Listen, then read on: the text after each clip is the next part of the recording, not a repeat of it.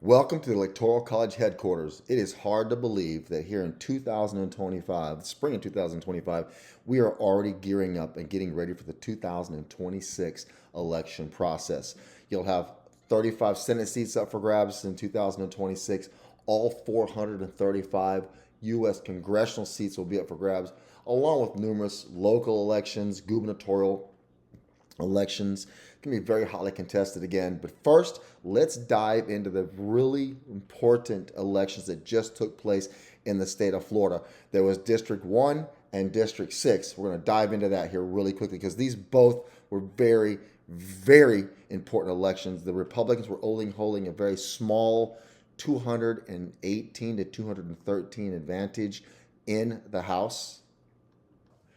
Now, the Republican National Committee and Donald Trump put up Jimmy Patronis and Randy Fine to replace two seats that were left vacant by Mike Waltz, who is now a member of the Trump administration, the Trump cabinet actually, and Matt Gaetz, who you all are very familiar with him. He was handpicked by Trump for a cabinet position, but that fell through when a lot of things began to come up about Matt Gaetz's party life. This is what the state of Florida, looked like after the 2024 presidential election.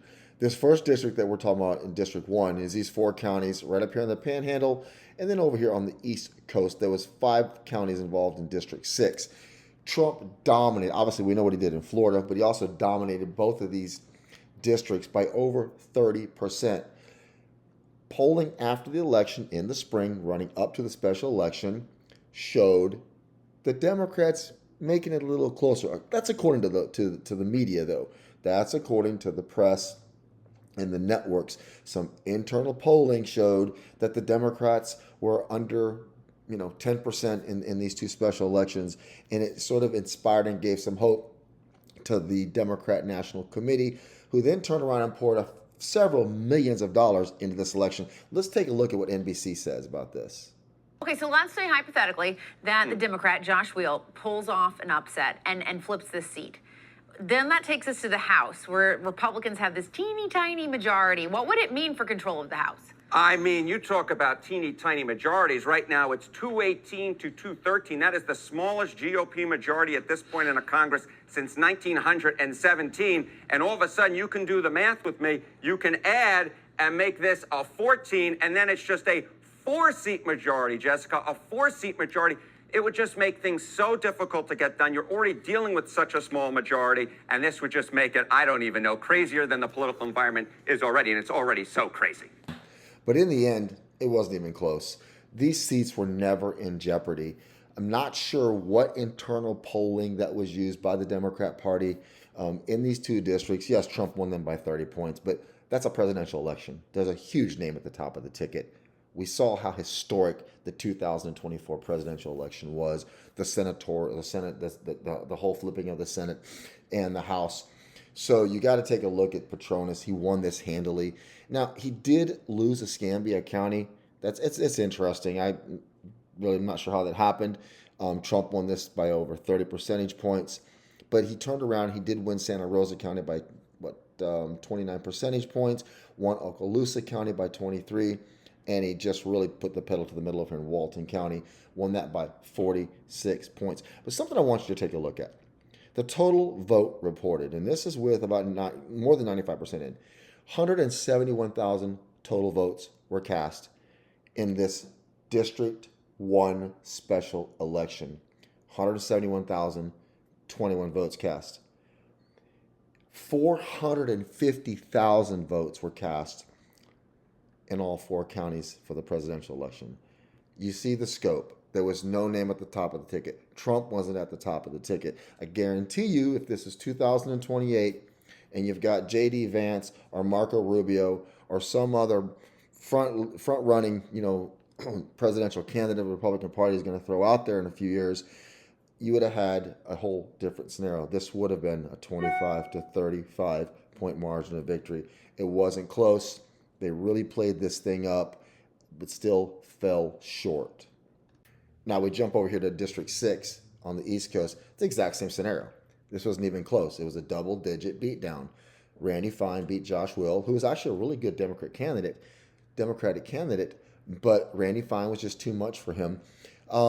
This was never going to go blue, not in any way. Now, early in the night, Volusia County had some people a little bit excited because it was blue for a little while, but that's when all the early voting ballots were counted, all the mail-in ballots. The Democrats have a lock on that. Early voting, they have a lock on that. Once the actual day of votes came in, because Republicans turn out and vote in droves in person, this went went red fairly quickly. But I just want to say this.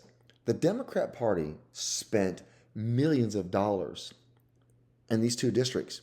Bloomberg International, which is a very reputable news organization, ran a story just a few days ago how disgusted and upset and angry that big donors, Democrat donors, liberal donors were at the Democratic Party for pouring a dime into these two districts. They weren't going to win them.